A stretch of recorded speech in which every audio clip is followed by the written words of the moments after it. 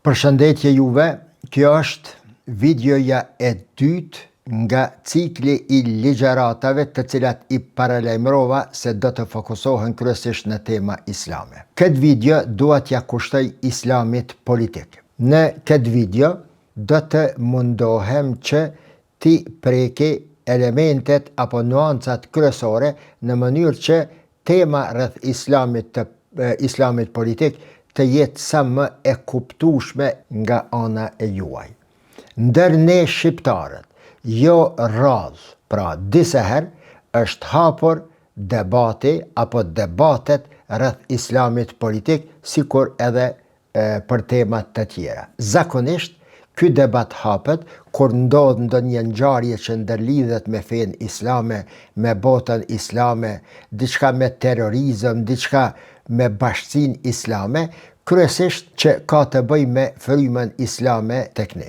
Ajo që për fat të keq bie në sy është fakti se shumica e atyre që marrin pjesë në këtë debate temën e shikojnë në mënyrë shumë sipërfaqësore dhe e trajtojnë nga perspektiva ideologjike. Trajtimi ideologjik I temave I deformon ato, ndërsa objektet të cilat trajtohen aty besin të mjegulluara, shpjegimi shkencor është ai I cili I hy në thelb dhe e trajton. Edhe atë nëse dëshirohet në fakt të trajtohet në mënyrë shkencore dhe serioze. Përderisa tek ne Islami politik trajtohet pra në mënyrë ideologjike dhe shumë sipërfaqësore, në botën perëndimore tema e islamit politik është trajtuar në mënyrën më të thellë të mundshme. Janë shkruar libra të tërë, janë bërë analiza e studime të tëra nga emra të njohur të politikës ndërkombëtare në vendet perëndimore, nga emra të njohur që mirën me orientalistikën, me marrëdhëniet dhe politikat ndërkombëtare, me lindjen e mesme dhe në përgjithësi me botën islame. Me keqardhje po detyrohem edhe njëherë këto të përsëris një fjali të cilën ma shumë se njëherë e kam thënë në për videot e mia, se edhe në këtë pikë, pra edhe në trajtimin e çështjes se islamit politik, shqiptarët janë ndër popujt më të varfër. Nuk është për krekosje, e Zoti mos thasht as për vetlavdrim, nëse e përmendi se studimi apo shkrimi im I botuar vite më parë rreth islamit politik është I pari dhe I vetmi deri sot I atij lloji të them më mirë I trajtimit të problemit islami politik. Shumë e çuditshme. Në atë studim, para sa kam arrit, jam munduar që ta shpjegoj emërtimin e islamit politik, gjenezën, arsyet e paraqitjes, zhvillimin historik të tij, e sidomos jam munduar që ti jap përgjigje pyetjes se a thua islami politik është vet islami, apo janë dy rrugë paralele që shkojnë, apo janë diçka që nuk kanë asgjë të përbashkët mes vete.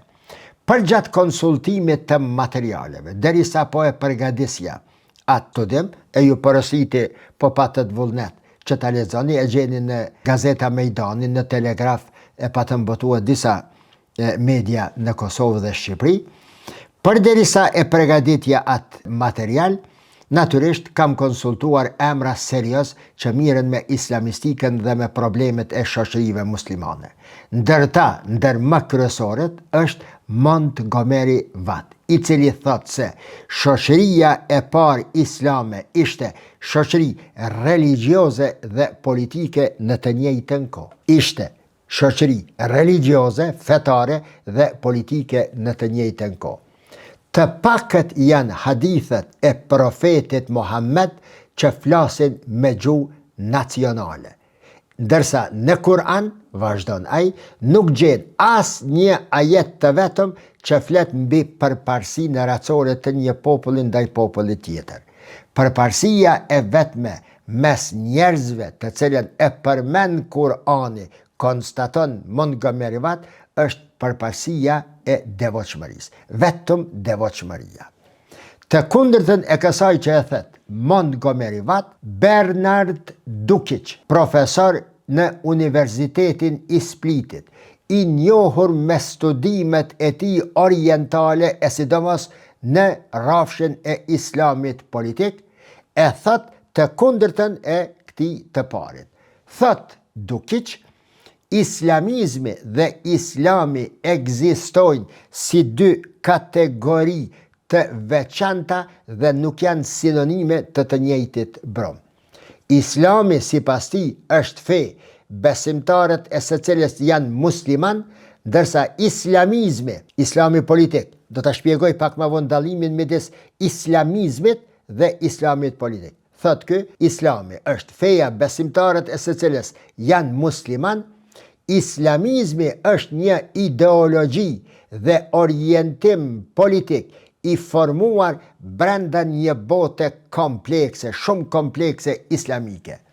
Islami është fe që buron nga shpallja, thot Dukiqe, ndërsa islami politik është fryt i përpjekjeve politike të muslimanëve për të shliruar nga pushtuesit kolonizatorit e më pastaj edhe për ta marrë pushtetin. Sipas profesorit të Universitetit të Oxfordit, Shabir Akhtar, islami thët në thelb është fe politike.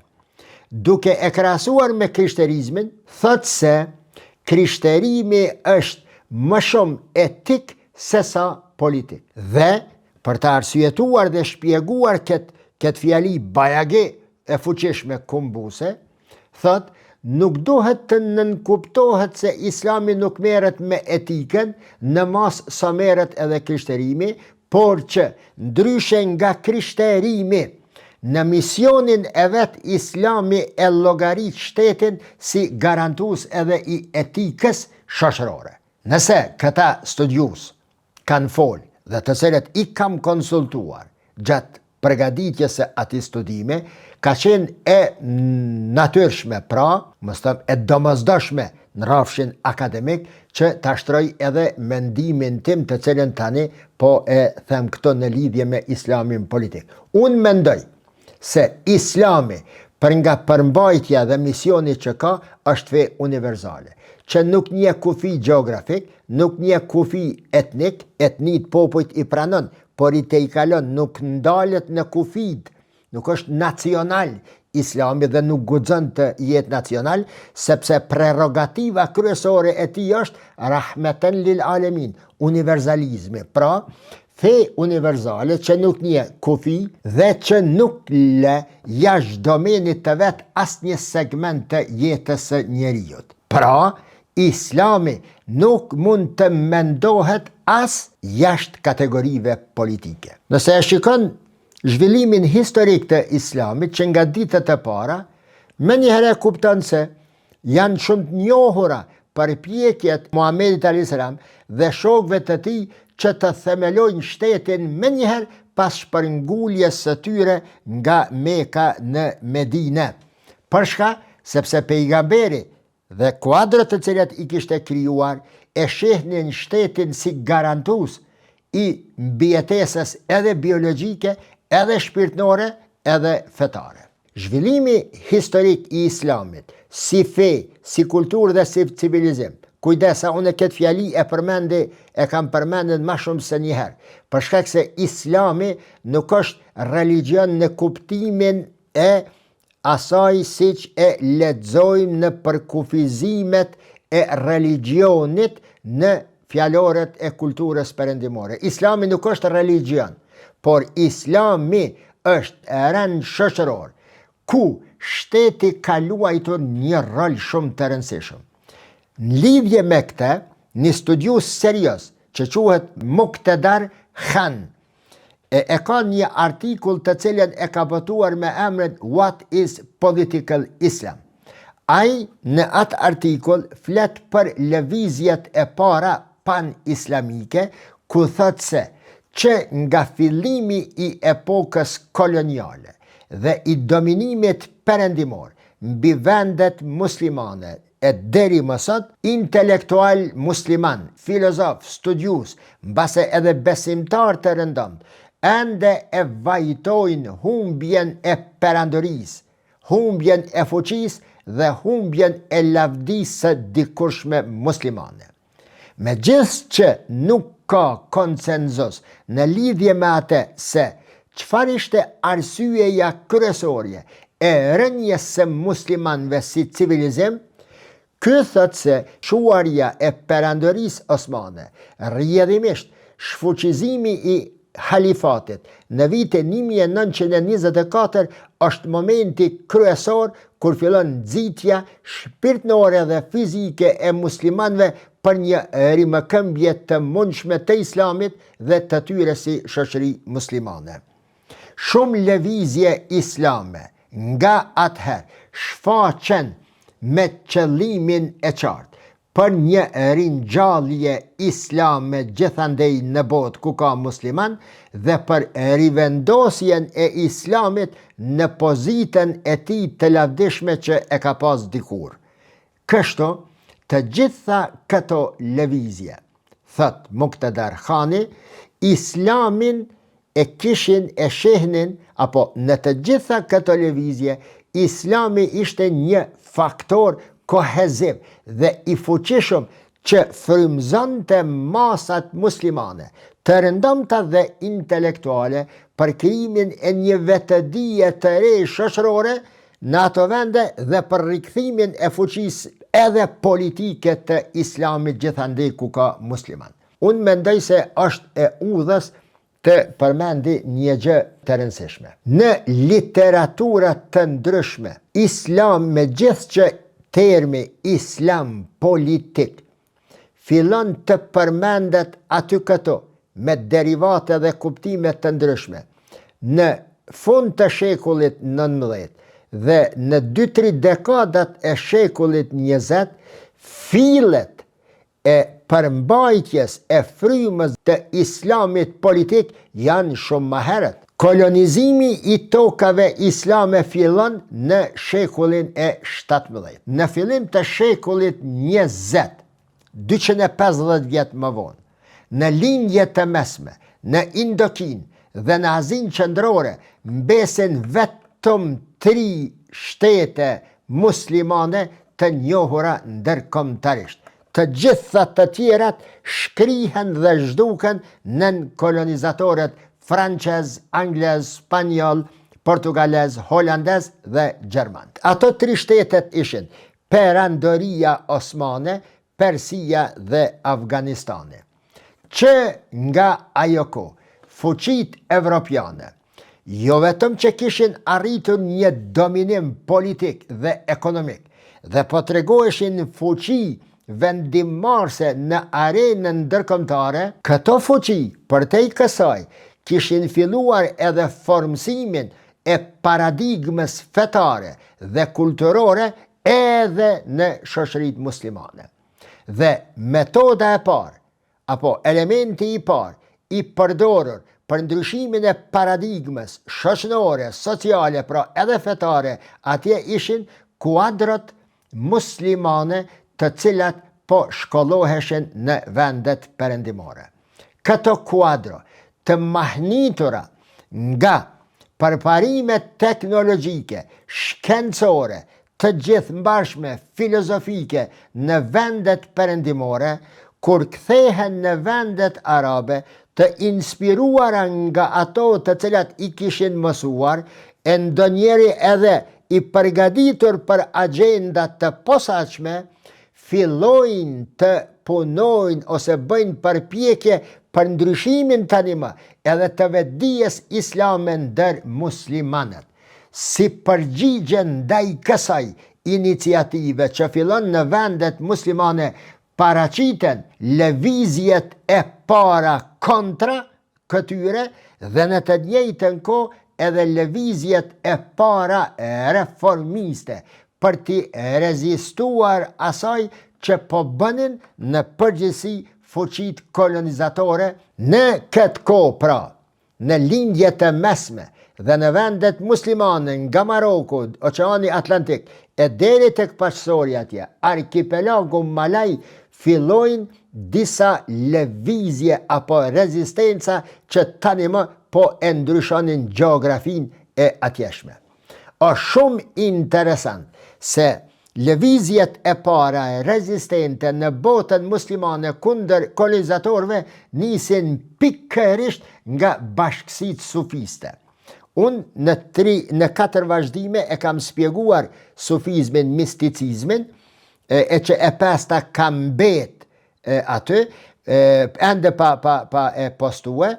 Pra, me gjithë që sufizmi edhe tasawufi nga shumë kohë shihet si një frym e cila e ndalë zhvillimin dhe hovin dinamikën e shoqërive muslimane në rastin e rezistencës dhe ngritjes në këmbë kundër kolonizatorëve, janë pikërisht bashkësitë sufiste ato që i udhëheqin shoqëritë muslimane kundër kolonizatorëve.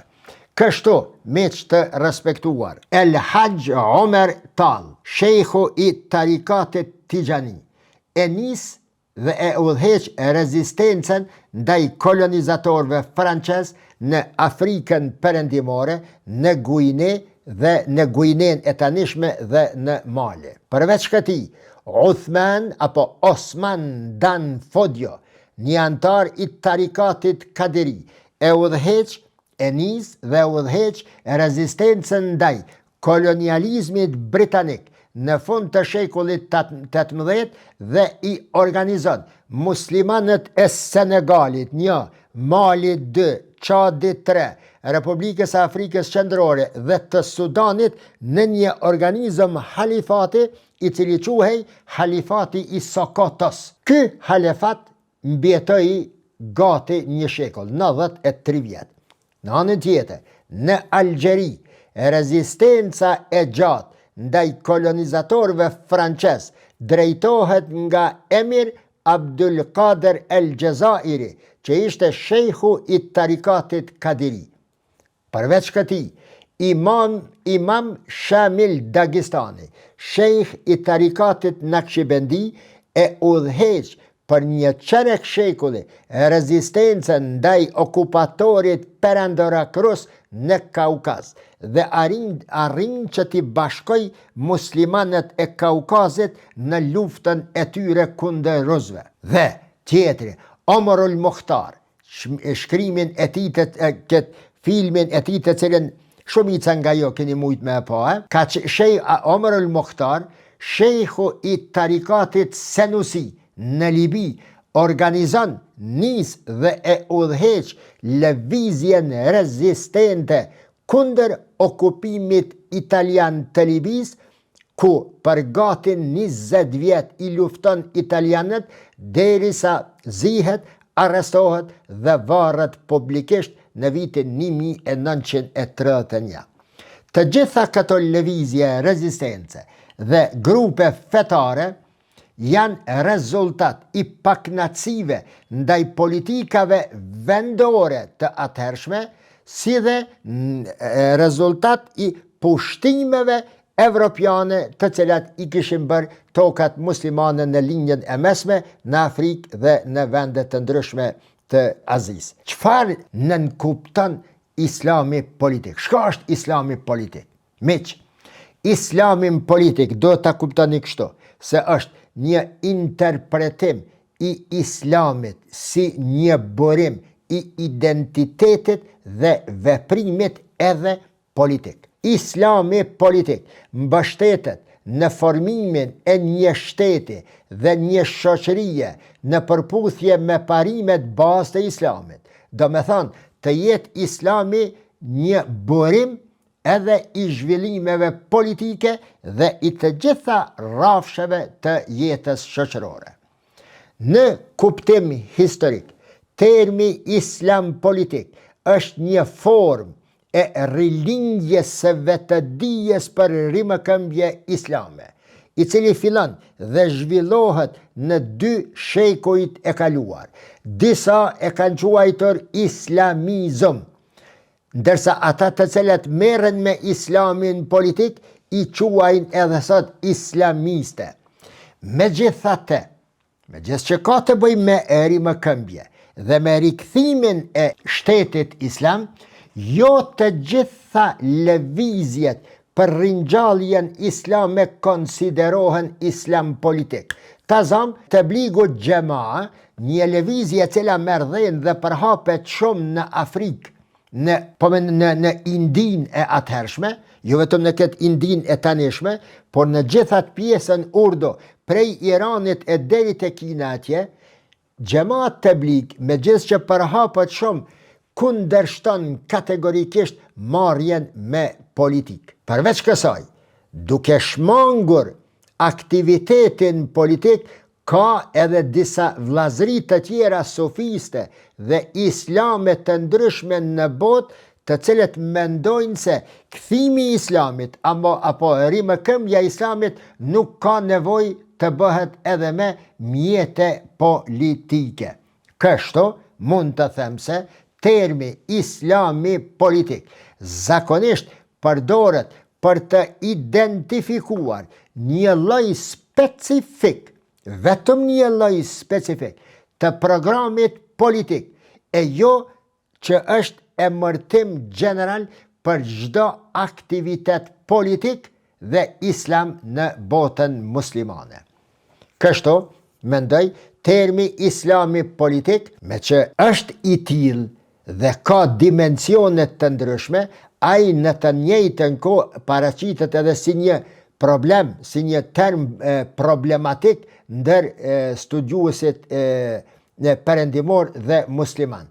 Për shembull tek Muhammed Hashim Kemali, një studius serioz i këtyre problematikave, ky në vend të islamit politik preferon ta përdor një term tjetër, es-siyasetu shar'iyya, ose politika e shariatit, shariatike, dhe thot se es-siyasetu shar'iyya është mendësia apo forma e vendosjes së rregullave dhe ligjeve që janë në përputhje me shariatin. Andaj i porosit muslimanët që t'i shmangen përdorimit të fjalës islam politik, sepse kjo fjalë, thot Muhammed Hashim Kemali, është përhapur si rezultat indikimit të literaturës perëndimore në vendet muslimane. Pra, termi islami politik nuk është autokton i islamit dhe i mendësisë dhe shoqërive muslimane. Kështu, islami politik si term për herë të parë, si term i shkruar, përdoret nga Arthur Jeffrey në vitin 1942. Organizimet politike të ringjalljes islame nisin, pra edhe sipas Arthur Jeffrey tani, nisin edhe si rezultat i dështimit të lëvizjeve laike nacionaliste të cilat ishin akomoduar dhe ngritur në pjesën më të madhe të botës muslimane në shekullin e kaluar, në shekullin e 20. Shiqo, atje tham se është nisën si një kundërshtim, një rezistencë nga kolonizatorët evropian. Tani ky, Arthur Jeffrey thot se organizimet politike në ambrellën e islamit politik paraqiten si rezultat i dështimit të lëvizjeve laike nacionaliste të akomoduara arabe, të akomoduara në botën islame. Këto programet nacionaliste të viteve 1960 në vendet arabe dështojnë, jo vetëm për shkak të paaftësisë së tyre, t'i menaxhojnë problemet, por edhe më shumë për shkak të dështimit të tyre në programet ekonomike të cilat u kishin prezantuar popujve të tyre. Sidomos, thot Arthur Jeffrey, disfata e ushtrive arabe në luftën 6 ditore kundër Izraelit në vitin 1967 ndikon shumë në ngjarjet e më të tjeshme në botën arabe dhe të muslimanëve në përgjithësi.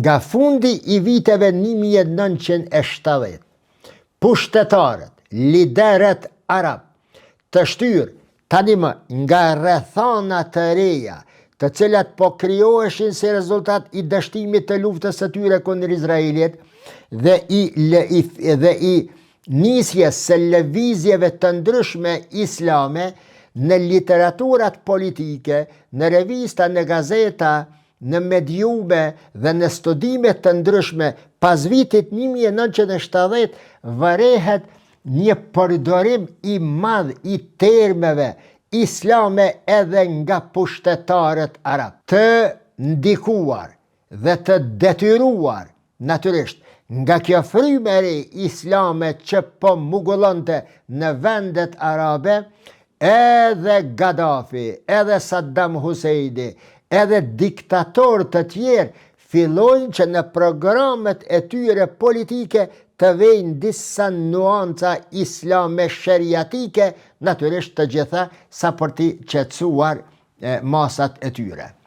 Martin Kramer në vitin 1980 e përdor termin islami politik për t'i shtjelluar ngjarjet dhe prapaskenat e tyre të cilat lindin si rezultat i vënjes në përdorim të terminologjive islame nga literët nacionalist laik të botës muslimane. Është një studius tjetër, Richard Dekmejian,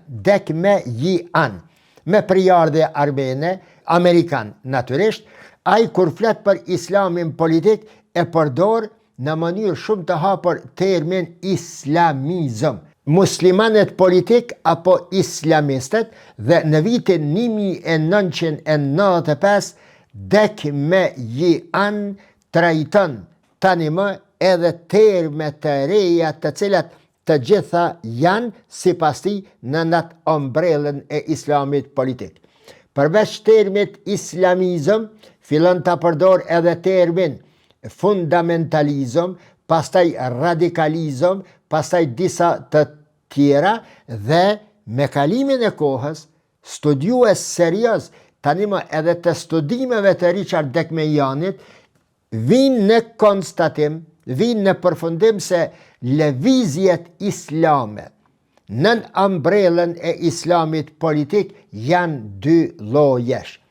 Ato të cilat preferojnë përdorimin e dhunës për implementimin e politikës islame dhe ato të cilat e menjanojnë dhunën menjan dhe ofrojnë ide apo programe të reja paqësore që edhe këto si të dytat e kanë për synim arritjen në pushtet. Kështu, ata që fillojnë të përdorin dhunën për qëllimet e tyre politike si islam politik, më pastaj do të quhen gjihadist, ndërsa ata që nuk e përdorin dhunën, por identifikohen me një metod paqësore, quhen islamist.